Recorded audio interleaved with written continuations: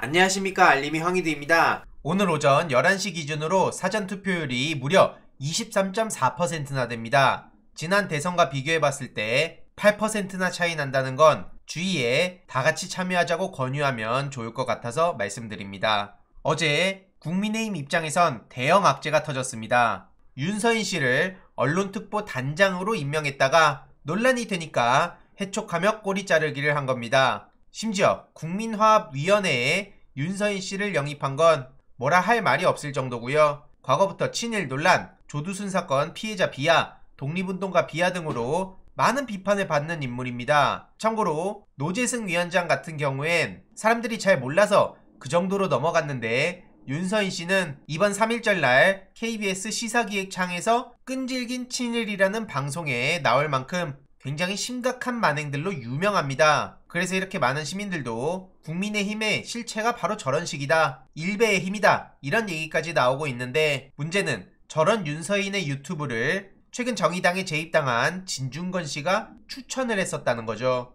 그러면서 공감 능력 타령하고 본인이 진보주의자인 척하는 거 어떻게 받아들여야겠습니까? 특히 그냥 꼬리 자르기가 어려운 건 이렇게 실물 임명장이 인터넷에 공개가 됐다는 거고요. 논란이 되니까 바로 꼬리 자르기에 들어간 국민의힘을 보며 윤서인 씨는 본인이 시켜달라고 한 적도 없는데 이 정도 공격에도 그렇게 취약해서야 그런 멘탈로 집권해도 걱정이다, 이런 반응까지 보이고 있습니다. 참고로 윤서인 씨는 3프로TV를 보고 난 후 윤석열 후보의 무식함을 지적하기도 했었죠. 게다가 최근 국민의힘 대학생 간부는 투표장에 반자이 돌격한다, 이런 망언을 내뱉어서 논란에 휩싸이기도 했습니다. 반자이 돌격은 2차 세계대전 당시 일본군이 천황에 대한 충성심을 내세우며 자살 돌격하곤 했던 것을 이르는 말인데, 그걸 국민의힘의 대학생 간부가 내뱉었다는 거죠. 이러면서 철진한 친일 반일 타령하는 게 어떻게 보이십니까? 온라인 밈에서 유행하는 것들을 그냥 따라한 거에 불과하다, 앞으로 조심하겠다, 이런 식으로 해명을 했는데, 이게 바로 제가 일베 악플러들에 대해서 따박따박 대응하는 이유이기도 합니다. 어제 2번이나 참교육당한 일베 악플러 소식을 전한 이유도 바로 여기 있는데요. 온라인 밈인 척, 청년들 사이에 문화인 척 포장을 하고 남을 혐오하고 조롱하고 악플 남기고, 그러면서 때로는 온라인 살인까지 저지르기 때문이죠. 굉장히 유명한 악플러들이 계속해서 저런 망언들을 내뱉고 여기저기 패드립을 남발하고 그러면서 사람들을 벼랑 끝으로 몰아가는 게 그들만의 문제가 아니기 때문입니다. 그래서 익명의 뒤에 숨어 남을 조롱할 땐 다같이 즐거웠겠지만 현실에선 홀로 감당해야 한다는 걸 알리려고 따박따박 대응에 나서는 거고요. 끝까지 편들어줄 것 같던 유저들이 알고 보면 익명의 네티즌에 불과했다, 이런 걸 깨닫는 순간은 이미 늦었다는 교훈을 전하고 싶습니다. 당연히 민사 대응도 진행하고요. 온라인 악플러 대응은 귀찮고 오래 걸리더라도 영원히 계속할 겁니다.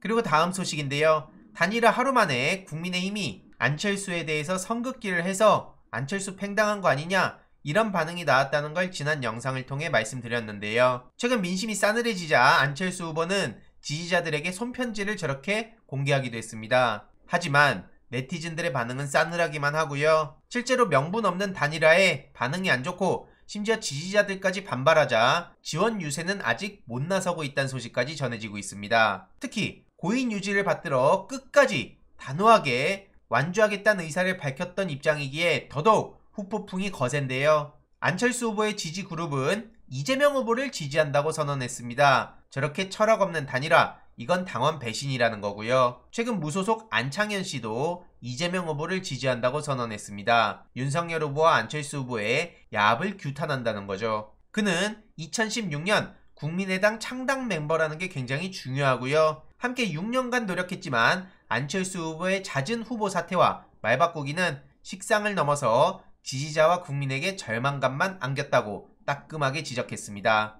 이런 와중에 이준석 대표는 안철수 후보를 향해 지방선거 출마 시 윤석열이 아닌 당과 상의해야 된다, 이렇게 발언을 하고 있습니다. 그래서 시민들은 철새 정치의 최후가 저렇다 라는 반응을 보이고 있고요. 이준석 대표도 가관이죠. 대놓고 물타기를 하고 있는 데다 국가 재난사태를 어떻게 자기 정치에 저렇게 이용하고 남을 깎아내리는 데 사용합니까? 진짜 심각하다고 생각하고요. 이에 대해서 저도 남은 기간 마삼중은 무시하려 했는데 비교를 하려면 똑바로 해야 된다 생각해서 간단히 글을 남기기도 했습니다. 캠프 내 불법 촬영, 성폭행, 여연 표현, 수차례 시민 폭행 논란에도 침묵하는 윤석열 후보와 디지털 성범죄, 스토킹, 데이트 폭력 등 여성 안전을 위해 앞장서는 이재명 후보. 이렇게 비교해야 정상 아닙니까? 이준석 성상납 의혹도 절대 빼놔선 안 되겠죠.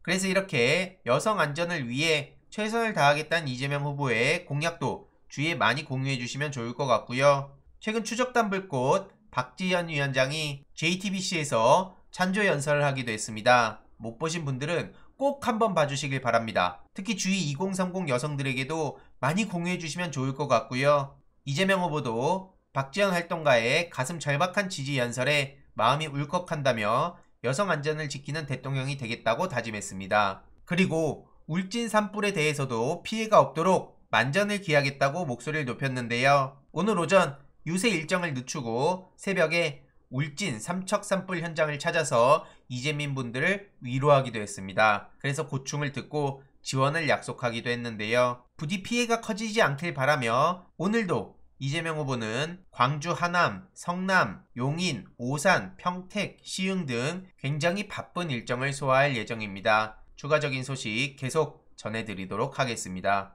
이번 내용도 유익했다면 구독, 좋아요, 알림 설정, 멤버십 가입 정말 큰 힘이 된다는 점 말씀드리고 싶습니다. 이번 내용도 주위에 널리 공유 부탁드립니다.